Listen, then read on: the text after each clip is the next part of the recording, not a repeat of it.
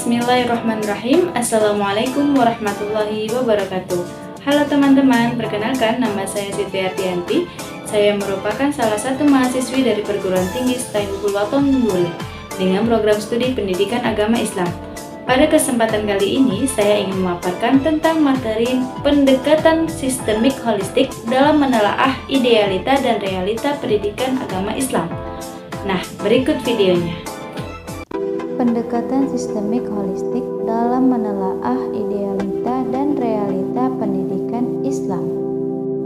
Pada dasarnya, pendidikan adalah usaha sadar dan terencana untuk membantu pertumbuhan dan perkembangan peserta didik yang terarah. Sebagaimana yang tercantum dalam Undang-Undang Republik Indonesia Nomor 20 Tahun 2003 tentang Sistem Pendidikan. Kemajuan sebuah negara sangat tergantung kepada kemajuan pendidikannya, termasuk pula di dalamnya pendidikan Islam. Pendidikan erat kaitannya dengan penggunaan pendekatan dan metode yang dilakukan selama proses belajar mengajar berlangsung.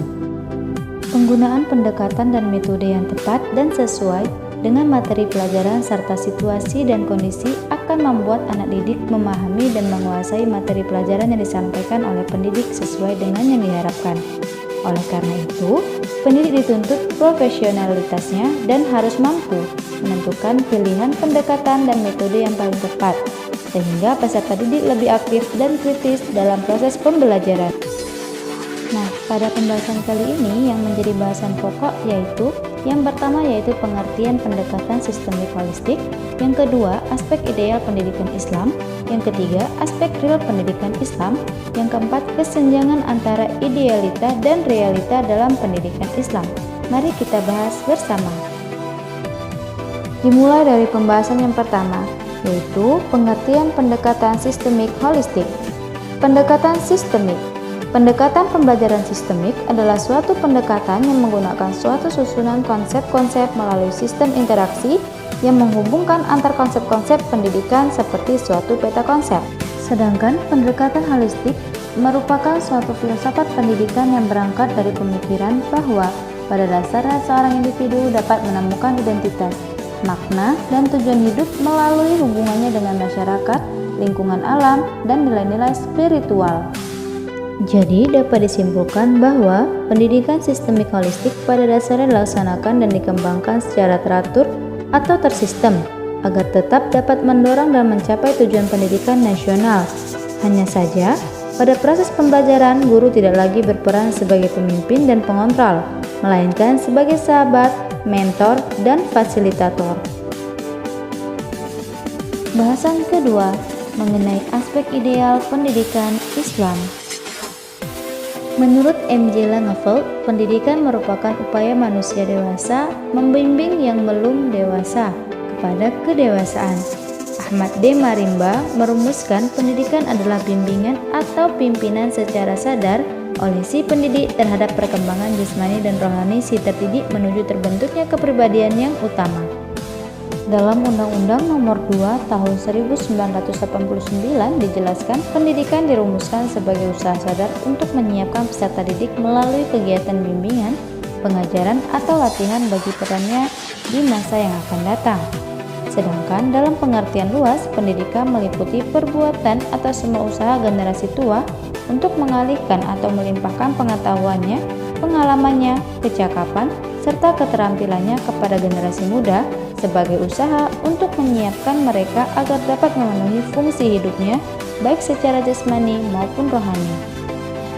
Adapun pendidikan Islam ideal adalah membentuk manusia yang bertakwa kepada Allah Subhanahu wa taala, mampu menggunakan logikanya secara baik, berinteraksi sosial dengan baik dan bertanggung jawab. Dengan kata lain, pendidikan Islam ideal adalah membina potensi spiritual, emosional, dan intelijensi secara optimal. Jadi pada dasarnya pendidikan Islam merupakan upaya dalam mewujudkan dan merealisasikan semangat hidup yang dijiwai oleh nilai Islami. Masuk ke bahasan ketiga, yakni aspek real pendidikan Islam. Sesuai kesepakatan para ulama bahwa sumber pendidikan Islam adalah Al-Quran dan As-Sunnah. Menurut Zakiyah Darajat dikutip dalam buku Kapita Selekta Pendidikan A.A. Musaffah, dari segi aspek materi didikannya, pendidikan Islam sekurang-kurangnya mencakup pendidikan fisik, akal, agama, akhlak, kejiwaan, estetika, dan sosial kemasyarakatan. Materi pendidikan Islam pada dasarnya ada dua, yaitu materi yang berkenaan dengan dunia dan materi yang berkaitan dengan akhirat. Abudinata dalam jurnalnya AA Musaffah tahun 2020 mengemukakan bahwa aspek dari pendidikan Islam secara garis besar mencakup aspek-aspek sebagai berikut, yaitu akidah, ibadah, dan akhlak. Materi keempat, kesenjangan antara idealita dan realita dalam pendidikan Islam. Pendidikan Islam yang ideal pada dasarnya mampu membina potensi spiritual, emosional, dan intelijensi secara optimal.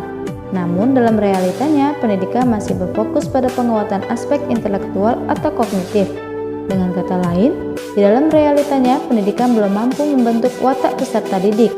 Bahkan hingga kini, pendidikan Islam masih saja menghadapi permasalahan konseptual, teoritis, hingga persoalan operasional praktis. Hal ini tentu saja membuat pendidikan Islam tertinggal dengan lembaga pendidikan lainnya. Nah, demikianlah pemaparan materi tentang pendekatan sistemik holistik dalam menelaah idealita dan realita dalam pendidikan Islam. Sampai jumpa di video selanjutnya. Bye-bye.